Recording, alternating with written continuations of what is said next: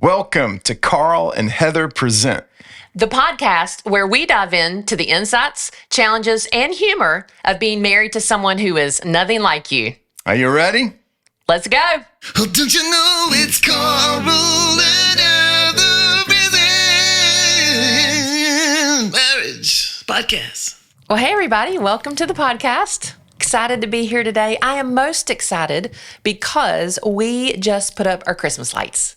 Yep. We did just put up our Christmas lights. It's November 1st. We're November 1st, people. We are. And I know some of you are against us already because of that. You think, but we don't do real trees. Allergy girl here, can't do real trees. So I really am just holding off till November 1st. If it were up to me, I might put it up October 1st. I don't know, but I love it. I love having all the lights up. I would be into it. We listen to Christmas music on November 1st as well. November 1st. While we're putting up the tree. Yeah. And a lot of people say you can't do that until after Thanksgiving, but those people are wrong. They have a right to be wrong. Yeah, Right? They really do. But we also do it for another reason, right? I mean, well, we put up the lights so we can enjoy Christmas, but there's another reason too. We like to get a little bit of an emotional bump around this time of year. Yep. Because always around November 1st, it's when fall back is. And if you live around, speaking of fall back and spring forward. Right. I'm not really sure when we're saving daylight. It's daylight and when savings we're not, times, but I'm not But really. when you fall back,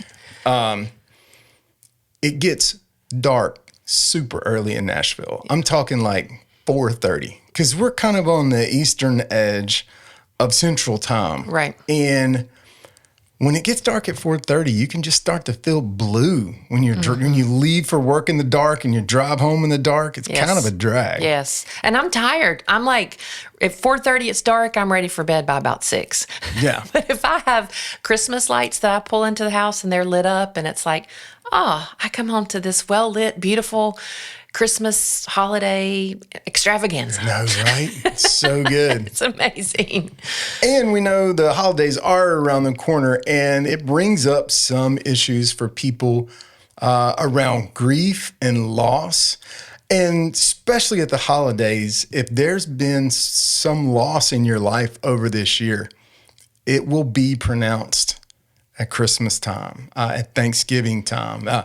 The grief and the loss of a missing person at the table always shows up at this time of the year. So we wanted to talk today about grief and loss and our own story of what you and I have gone through in our own experience to try and help other married couples who are walking the same road walk it with a little bit more confidence. We all walk with a limp, Right. but walk it with a little bit more hope.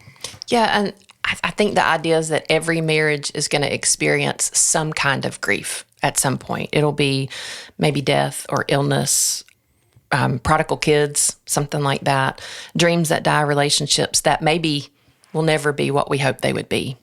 And so sometimes in a marriage, when that happens, that grief can divide us because we all grieve differently, especially because like we say, you're married to somebody who's nothing like you. Like we have a lot of differences as a married couple, but grief is not just like, it doesn't just interrupt our marriage. It's a part of this journey. It's a part of this marriage journey. And hopefully what will happen is that our grief will bring us closer together. It won't divide us. And so if we grieve well together, because we will have seasons of grief, then we will become closer together and deepen our connection. And in the spirit of full transparency, when we were talking about doing this episode, I told you I have not a lot of passion to talk about this. Yeah. Because it's something that I find difficult to talk about, something that I wrestle with in my own life and in my own heart about, like, how do you grieve well? And it is a messy, complicated, frustrating experience because you can't stop. You have to keep going. And you need to stop. Yeah. Well, and you also and pay attention. You said this before about other things, but I think this is really true about grief. It's oftentimes a pop quiz. Something will hit you sideways, a smell, a sound, something will hit you, and all of a sudden you'll have this wave of emotion and sadness and grief. And and you might not know where it's coming from. Yeah. But you've not prepared for it. It's like you said, if you'd tell me, on Tuesday morning at 9 a.m., you're going to smell this smell and it's going to make you grieve about something that was lost, you could prepare for that. I'd be ready. Right. But that's not how it works. So anyway, yeah. Well, Romans 12:15 says we weep with those who weep. One of the parts of our journey through grief, and you guys, we have different stories to tell, but we're both living those unique stories. Mm-hmm. And that's the part of grieving that I'm glad to be doing. And some people they're forced to grieve in isolation, or their spouse died and they don't have somebody to grieve with, or at least it's harder, Sure. So we're just going to get into this and share a little bit of our story. For me, my story, a story of grief that you and I have been walking with, me losing my dad. Yeah. Quite simply, my dad died of lung cancer about 4 years ago, just over 4 years ago. And pretty quickly. Yeah, very quickly. Mm-hmm. My dad told us at Christmas time that he had lung cancer, and then he had passed away from that lung cancer in May of the next year. Yeah, on Oak's birthday. Yeah, on my son's birthday. Yeah. And my dad, his name was Billy Jean Carty, just to honor my dad's memory. That was his name. And it was a tough death for me, but in a strange way, because my dad and I, while we were not enemies, we were not close. And we shared the same DNA, but then in other ways, we were strangers. We didn't ask each other a lot of questions beyond, how's it going? What you been up to? Little things like that. We didn't know each other. And so when my dad died, I remember I was at his bedside when he died. I was with my mom and my sister. And I remember the saddest part of that whole thing for me was the death of something that never was. And I wanted so badly, especially when I was younger, before I had my own family, I wanted so badly to have a relationship with my dad where the things that mattered to me mattered to him. And I'm sure he would say the same thing to me, where the things that mattered to me mattered to him. And we just never could find our way into that. And there were some choices that my dad made in the midst of those seasons that they drove us apart. That's the only way to say it. But I remember when he died being like, man, he's gone. And the hope for change, or the hope for something being repaired, there was some moments that I was with him at the very end where it was like a glimpse of something to come, but it was a shadow at best.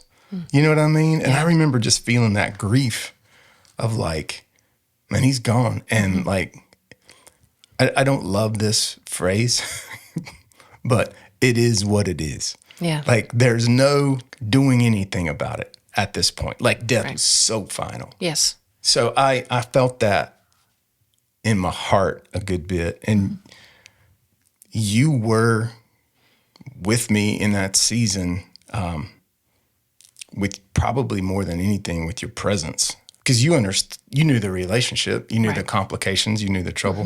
What did you think? How did I act in that situation? Well, I was so curious about how you would respond, because I knew there was some brokenness there that after he died would never be mended, right? Yeah. And so I didn't know. I was almost just like, okay, I'm ready. Is this going to be a pop fly or a ground ball, or, I don't know what's coming at me. Something's coming at me, but it could be quiet. It could be sometimes we get angry when we grieve. Sometimes we withdraw. Sometimes we want to talk and cry. And so I think I experienced a little bit of all of those with you, and in different waves and things like that throughout the process. So, I wasn't sure, but I did know that I didn't know what to do. Yeah. Exactly. And I don't know what to say. And I think that's oftentimes what we do. Like, I don't know what to say, so maybe I just won't say anything, or I'll just give them space or whatever. But I did know that one of the things that you say to me a lot that I like is you say, I don't want to be alone. Mm-hmm. And so I knew I was going to be with you. You weren't going to be alone. Yeah.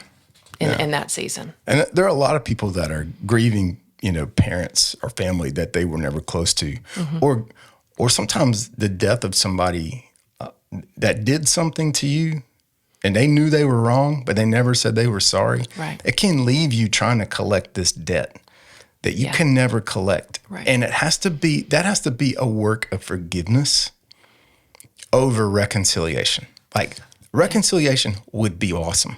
Right. But you can't reconcile with a dead person. You can forgive a dead person. You can say, I cancel this debt. I close this account. Not because of what they did. You're not saying that what they did wasn't wrong. You're just saying they're forgiven as an act of grace. That's really the only way to move forward.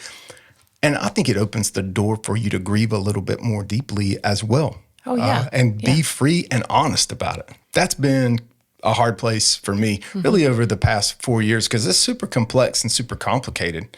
And that's not something I post about on social media or not something I'm, super into, like I said to begin with. Right. But it's a real confession of somewhere my heart, still feels broken and I ache for being fixed. Yeah. What you've got your own story. Yeah. Something that you're going through. Yeah. So my mom, who is, I would say, relatively young based on my age, I'm 50 and my mom's 70. So she had me when she was young. And probably 4 or 5 years ago, about similar time, we noticed kind of her mentally slipping and found out that she was diagnosed with early onset Alzheimer's. And so she is now, fast forward, in a memory care facility and present with us only in the fact that she's still breathing and alive. That's it. She's even to the point now where she has trouble eating. And she has long since she has to be fed. She can't move.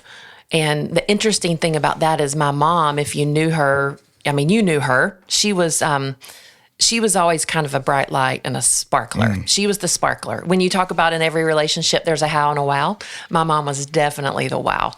And so she would light up a room and she was so fun and creative and just bright. And to see that light diminish and to say goodbye, but to say goodbye over time. Because it's not like one day she's here and one day she's not. It's like one day I get glimpses of her, and now I really don't get any glimpses of her, the former her at all. But along the way, as she was deteriorating, I would see parts of her that were being lost. And so it was just like a long, I've heard Alzheimer's and dementia as the long goodbye. And so it feels like there's never really closure. And I'm guessing that by the time that there is closure, you're thanking God for it. And that sounds odd, but it's because you see someone diminished to where their quality of life is so low that it's just hard to watch. It's just a hard space to be in. It makes you want to choose between, would you rather someone have to pass that way or them pass in a sudden way? Yeah. But they have their own definition of hard. Yeah. You know what I mean? Yeah. What is your heart like in the moment? Like around your mom and Christmas time coming up and stuff like that? It makes me sad because my mom lives far away from us. Well, 6 or 7 hour drive from where we are. And every time I see her, I tell her goodbye.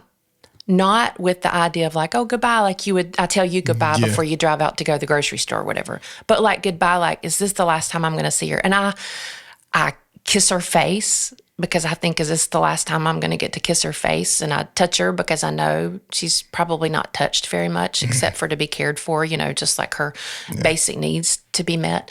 And I tell her things about what I feel about her, even though I know she probably can't hear me or she's see me or doesn't understand or know me or respond to me.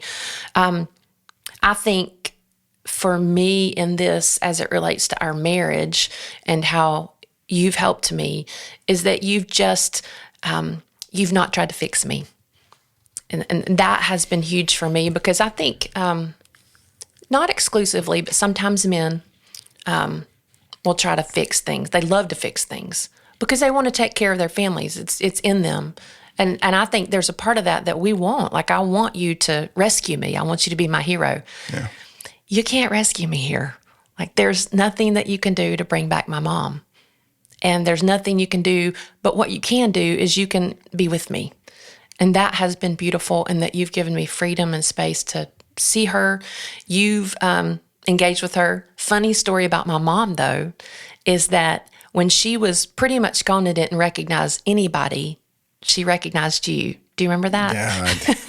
This is my favorite story about your mom. Yeah.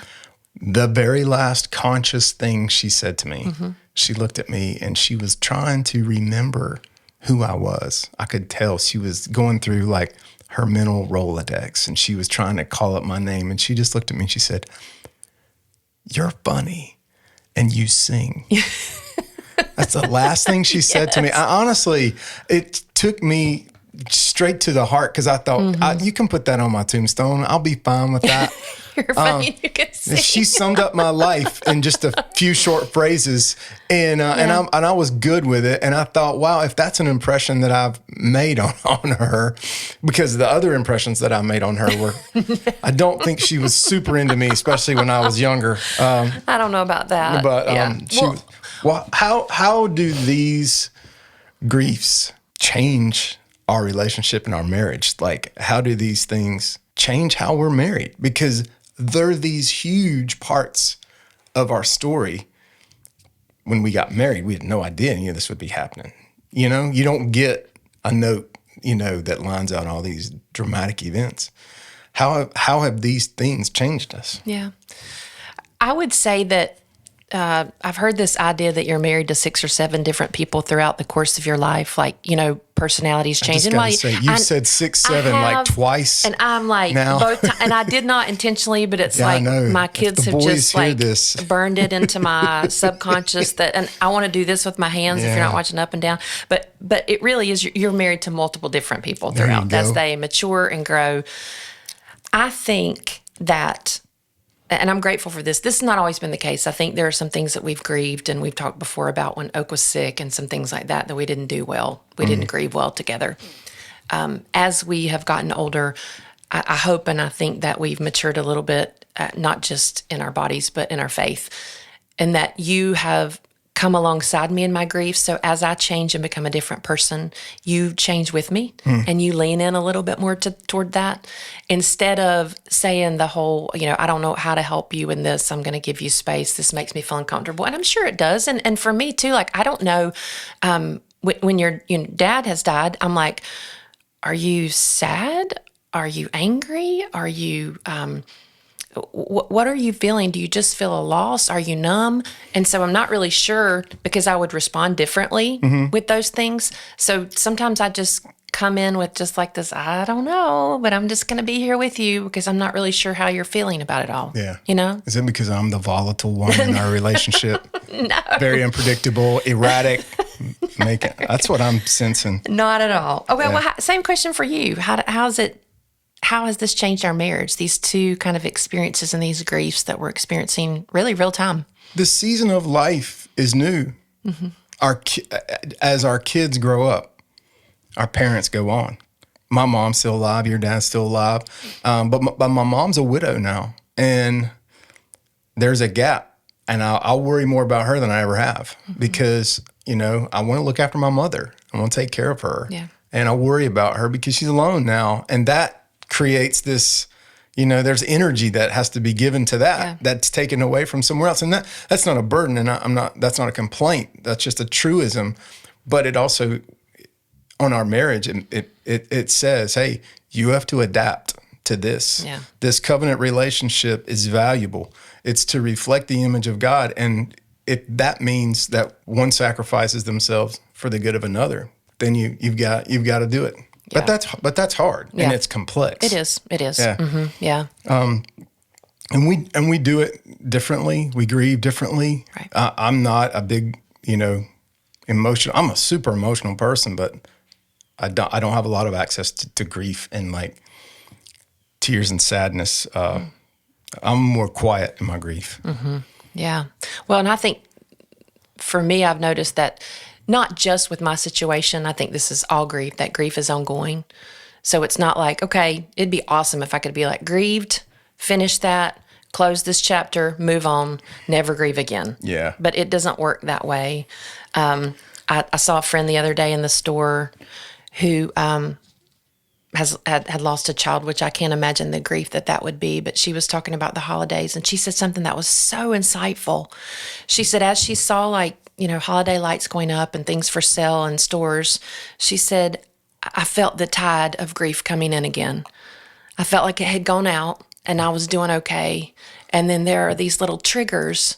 And I think we all have those. Like I said, it could be a smell, it could be a song. Yeah. It could be a word that somebody said to you that had no meaning at all, but your dad said the same words to you, or my mom, or even for me, like when I see a mother and daughter getting a pedicure together, that makes me sad sometimes. And so it's that. And then, we talked about this, but like you've done a great job. I hope I have with you too, that we can't fix each other. I love the idea that this time of year we call God Emmanuel, God with us. Mm-hmm. And I think if we are to reflect Christ, that's a beautiful picture of what we can do for each other in grief. We can just be with each other. The art of presence. Yes. Is really how you respond to grief. As we were looking for things to say on this episode about what do people need the most, I think it's presence. Yeah. Even Jesus in the Garden of Gethsemane said, hey, will you stay here and keep watch with me? The Son of God asked his friends to be close. And there was a humble posture in that. And he was mad at them when they weren't. Right. They were sleeping. He got frustrated, but it was a humble posture of saying, I cannot avoid this hard thing. So I don't want to do it alone. Yeah. And a lot of us are going in grief. I would just encourage you cannot avoid this hard thing. Please invite people in to do it with you. And don't be alone. And for me and you both going through the thing, you can't fix me. Right. If you could, you would. I can't fix you. I can't fix your mom. Right. I would love to, wave a wand and Marge come back to us. Right. But she's not. Yeah. She's going away slowly. Right. And it's heartbreaking to watch. Yeah. And so instead of just like working to fix you, I got to walk with you. Right. And be present with you. Yeah. Yeah. And I have been aware of an essay about presence for many years. And we don't normally do something like this on the podcast, but maybe someone else's words may just add another layer of help to anybody that's grieving. But I want to read an essay that I love. It's very short. And I don't know where I found it, but it's written by Deirdre Sullivan. And it's called Always Go to the Funeral. And it's about being present for the person that you love and the people around you in your community. So I'm going to read Miss Sullivan's essay as a way to close out the podcast. I believe in always going to the funeral. My father taught me that. The first time he said it directly to me, I was 16 and trying to get out of going to calling hours for Mrs. Emerson, my old 5th grade math teacher. I did not want to go. My father was unequivocal. Dee, he said, you're going. Always go to the funeral. Do it for the family. So my dad waited outside while I went in. It was worse than I thought it would be. I was the only kid there. When the condolence line deposited me in front of Miss Emerson's shell-shocked parents, I stammered out, sorry about all this, and stalked away. But for that deeply weird expression of sympathy delivered 20 years ago, Miss Emerson's mother still remembers my name and always says hello with tearing eyes. That was the first time I went unchaperoned, but my parents had been taking us kids to funerals as a matter of course for years. By the time I was 16, I had been to 5 or 6 funerals. I remember 2 things from the funeral circuit: bottomless dishes of free mints, and my father saying on the ride home, you can't come in without going out, kids.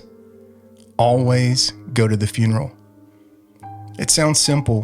When someone dies, get in your car and go to their funeral. That I can do. But I think a personal philosophy of going to funerals means more than that. Always go to the funeral means that I have to do the right thing when I really, really don't feel like it. I have to remind myself of it when I could make some small gesture, but I don't really have to, and I definitely don't want to. I'm talking about those things that represent only inconvenience to me, but the world to the other guy. In my humdrum life, the daily battle hasn't been good versus evil. It's hardly so epic. Most days, my real battle is doing good versus doing nothing. In going to funerals, I've come to believe that while I wait to make a grand heroic gesture, I should just stick to the small inconveniences that let me share in life's inevitable occasional calamity. On a cold April night 3 years ago, my father died a quiet death from cancer. His funeral was on a Wednesday, middle of the work week. I had been numb for days when for some reason during the funeral, I turned and looked back at the folks in the church. The memory of it still takes my breath away. The most human, powerful, and humbling thing I've ever seen was a church at 3 p.m. on a Wednesday full of inconvenienced people who believed in going to the funeral. Well, if you're in it right now, if you're listening to this and you're like, that is me, maybe you're driving back from a hospital, or you've had a phone call recently you never wanted to take, or you're watching somebody fade in front of you, we just want to say we're so sorry. We're in it with you, and we want your marriage to be a place where grief is allowed, where presence is normal, and where you keep choosing to be together on purpose, even when nothing really feels okay. Yeah. If you need somebody to pray with you, we mean this. We say it every time. Reach out. Email us at hi@carlandheather.com. You can message us on Instagram or Facebook. Heather is heather.carty. I'm at Carl Carty. We see those. We respond to those. We pray over those. We won't talk about your requests or comments or anything like that on the podcast, but we will pray with you about the things you're going through. And 'tis the season, so to speak. Right. People are going through a lot of simple things. Baby, would you pray right now as we end? I will. Let's pray. Jesus, for the ones listening who are in the dark right now, would you just be near? Would you teach us to sit with each other, to ask gentle questions, and to carry each other's burdens? Would you hold every broken heart that's hearing this? Amen. Amen. We love everybody.